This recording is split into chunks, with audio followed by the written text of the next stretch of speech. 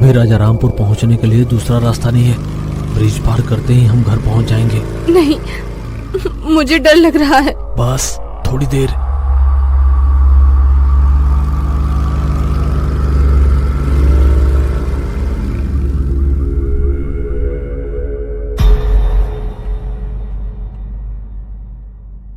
इस पुल पे आने की हिम्मत कैसे हुई तुम्हारी?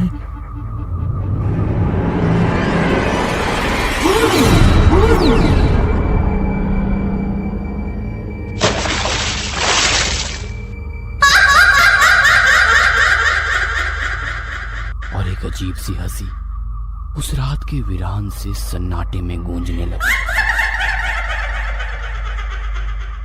राजा रामपुर गांव शहर से थोड़ा दूर था। जंगल के रास्ते गांव में जाने के लिए नदी पार करनी पड़ती थी, इसलिए बहुत रुपए खर्च करके पत्थर का पुल बनवाया गया। बड़ी मेहनत से पुल बनाया गया, लेकिन इस पुल का कोई इस्तेमाल ही नहीं कर सकता, क्योंकि इस पुल पे बैठी एक चुड़ैल किसी को भी इस पुल को इस्तेमाल करने ही नहीं देती। गांव में पुल के सामने ही बड़ा सा मकान है। ये है गांव के मुखिया रामचरण जी का घर। इनका बेटा विक्रांत शहर में बड़ा सिविल इंजीनियर है। उसकी शादी 2 साल पहले राधिका से हुई, पर 2 साल बाद पहली बार लॉकडाउन की वजह से विक्रांत राधिका को लेकर राजा रामपुर आया। आने के लिए नाव से ही आना पड़ा। पुल के होते हुए भी नाव से क्यों आना पड़ता है, इस बात का राधिका को ताज्जुब हुआ कि तभी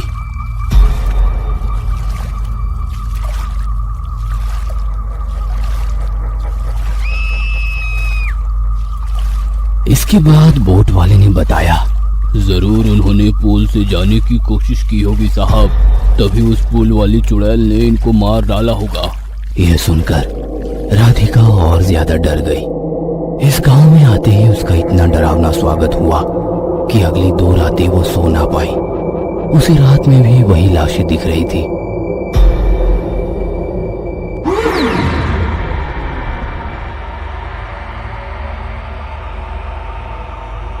राधिका ने विक्रांत से उस बारे में बात करने की कोशिश की, लेकिन तभी वो धीमी आवाज में बोला,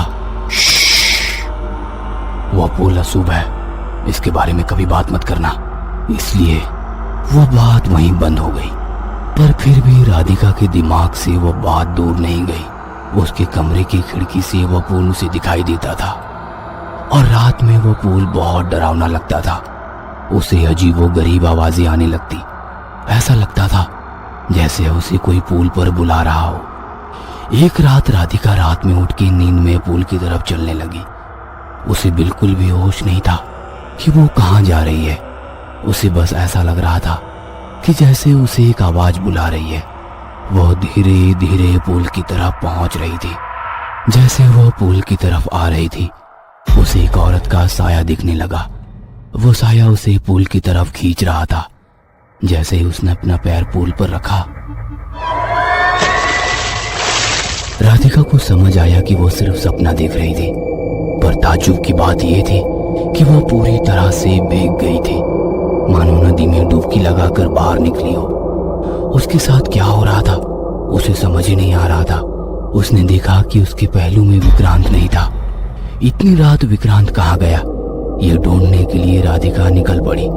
उसने देखा घर के पीछे विक्रांत 4 लोगों से चोरी छुपे कुछ फुसफुसा रहा था। जैसे उसे पता चला राधिका आई है, उसने डरकर बातें बंद की।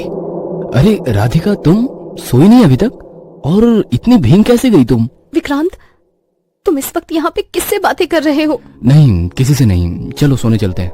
विक्रांत राधिका को वापस कमरे में लेकर गया। दोनों सो गए, लेकिन राधिका को अब सोने से भी डर लग रहा था। उसे लग रहा था कि कहीं वापस वही डरावना सपना उसे ना दिखे। सोच में डूबी राधिका खिड़की से बाहर पुल की तरफ देख रही थी। तभी उसे ऐसा लगा जैसे 3-4 लोगों के साए पुल की तरफ चुपचाप जा रहे हो। राधिका डर गई। वो विक्रांत को इस बारे में बताना चाहती थी, लेकिन विक्रांत गहरी नींद में था। राधिका ने फिर हिम्मत करके उन लोगों का पीछा करने की ठान ली। वो चुपचाप घर से बाहर निकली और पुल की तरफ जाने लगी। उसे उसे खुदाई की आवाज सुनाई देने लगी। तभी उसे जोर जोर से हंसने की आवाज आने लगी। यह आवाज यकीनन उस चुड़ैल की थी। खुदाई की आवाज शांत हो गई और फिर 2-4 लोगों के चिल्लाने की आवाज आने लगी। नहीं नहीं, हमें माफ कर दो, बचाओ। ऐसा लग रहा था कि कोई उन पे बहुत अत्याचार कर रहा हो। राधिका अंधेरे में उन आवाजों का पीछा करते हुए पुल तक पहुंची कि तभी उस पर एक के बाद एक गोलों की बरसात हुई। उसे अंधेरे में कुछ समझ नहीं आया और जब उसने थोड़ा ध्यान देकर देखा तो पता चला वह गोले पत्थर या कुछ और नहीं बल्कि 4 मर्दों की मुंडियां थी। एक एक मुंडी का चेहरा देखकर राधिका डर से कांप उठी। ये 4 चेहरे उन्हीं लोगों के थे जिनसे थोड़ी देर पहले विक्रांत बातें कर रहा था। तभी चुड़ैल की आवाज गूंज उठी। इन चोरों को पुल तोड़ने के लिए तुम्हारे पति ने भेजा था, लेकिन इनकी खुद के सिर के टुकड़े टुकड़े हो गए। फिर से अगर ऐसी कोशिश की तो अंजाम बुरा हो सकता है। राधिका को यह देखकर चक्कर सी आ गई और वो गिरने ही वाली थी कि उसे किसी ने पकड़ लिया। राधिका ने जब सुबह आंखें खोली तो देखा वो अपने घर में थी।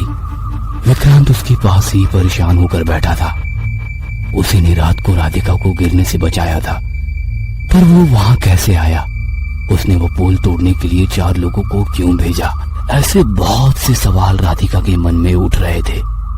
जब राधिका ने विक्रांत को इस बारे में पूछा तो विक्रांत कोई जवाब देने को तैयार ना था। उसने बस इतना कहा, हम अभी के अभी वापस शहर जा रहे हैं। गांव में रहना अब खतरे से खाली नहीं है। विक्रांत इतना ही बोलकर पैकिंग करने चला गया।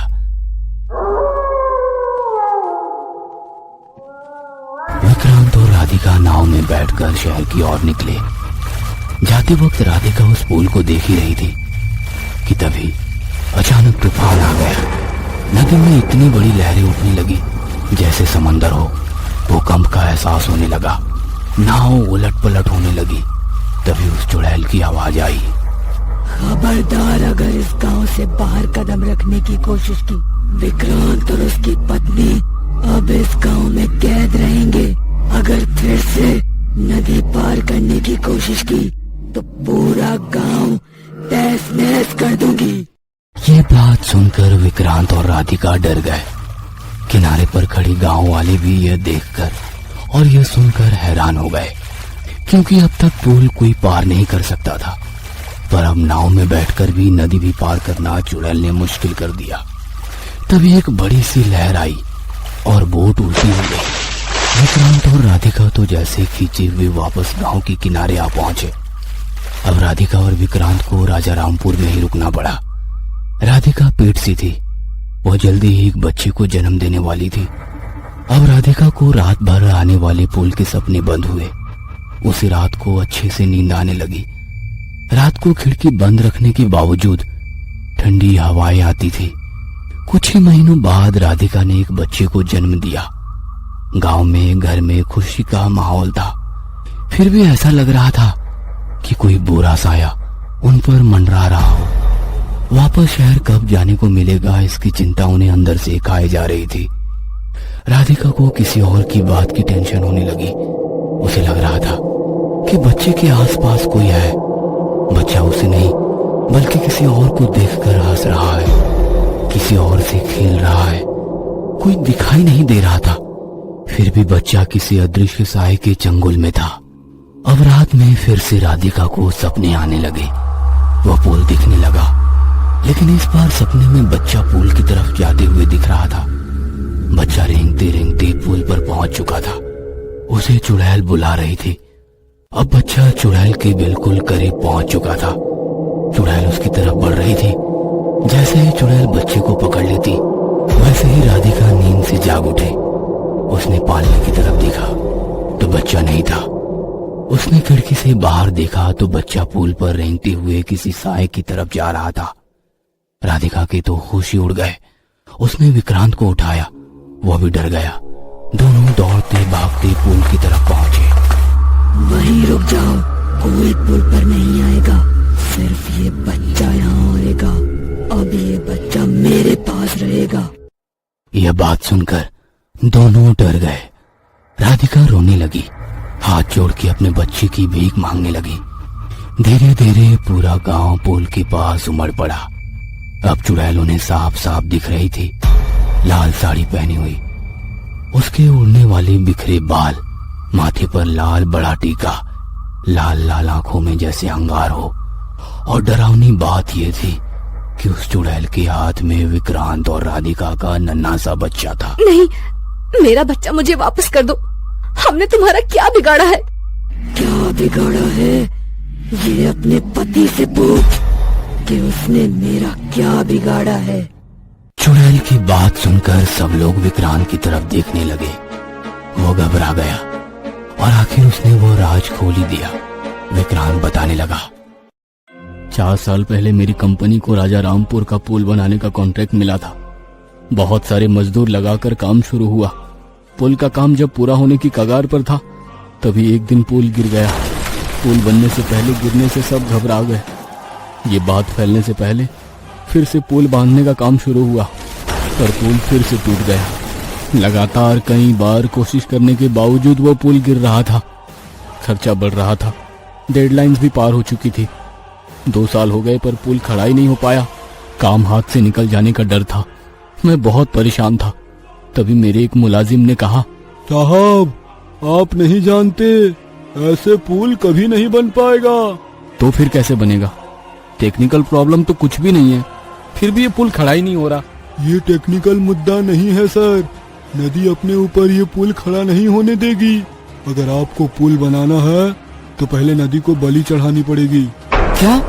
बलि चढ़ानी पड़ेगी? ये क्या बात हुई?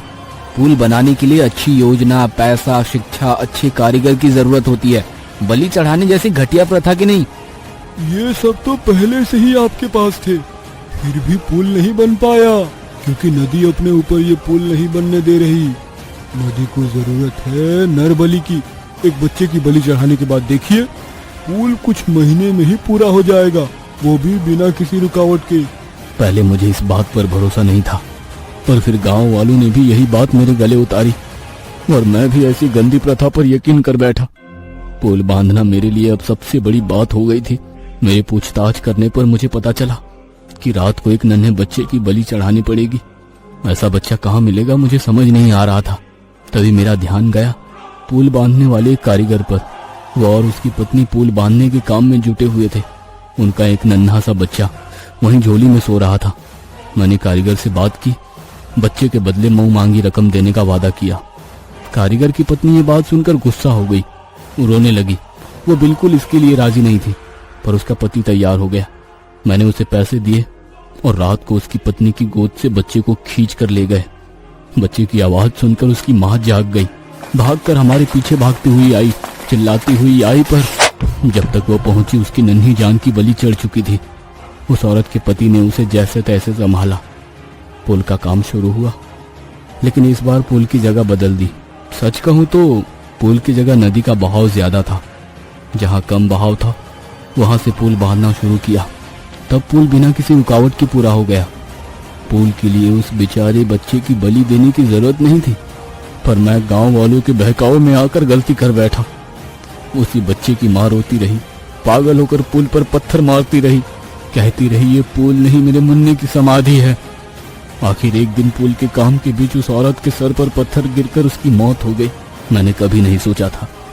उस हादसे के बाद पुल का काम पूरा होते ही मैं गांव छोड़कर चला गया, पर उस औरत की आत्मा यहीं अपने बच्चे की समाधि की रक्षा करते हुए बैठी है। ये बात सुनकर सिर्फ राधिका ही नहीं, सारे गांव वाले सुन्न रह गए। हाँ, मैं वही हूँ और अब मैं तुम्हारे बच्चे की जान लूंगी। तब तुम्हें पता चलेगा कि कैसा लगता है जब किसी माँ पर अन्याय होता है तो क्या होता है। चुड़ैल की बात सुनकर राधिका दौड़कर चुड़ैल के पास गई। नहीं, ऐसा मत करना। जो गलती मेरे पति ने की वो गलती तुम मत करो। मासूम बच्चे को मत मारो। ये पुल लोगों की भलाई के लिए बनाना चाहते थे, और जो गलती हुई है उसके लिए तुम मेरी जान ले लेना। मैं समझ गई हूँ, तुम चुड़ैल नहीं, बस एक जख्मी माँ हो, और कोई माँ किसी बच्चे की जान नहीं लेना चाहेगी। मैं वादा करती हूँ, ये पुल तुम्हारे मुन्ने की समाधि के रूप में रहेगा। इस पुल का इस्तेमाल करने वालों को टोल देना होगा, और वो पैसे गरीब मासूम बच्चों की भलाई के लिए इस्तेमाल होंगे। मैं वादा करती हूँ। राधिका की बात सुनकर मौसम बदल गया। चुड़ैल ने बच्चा राधिका के हाथ में दे दिया। उस दिन के बाद वो पुल आखिर लोगों के लिए शुरू हो गया।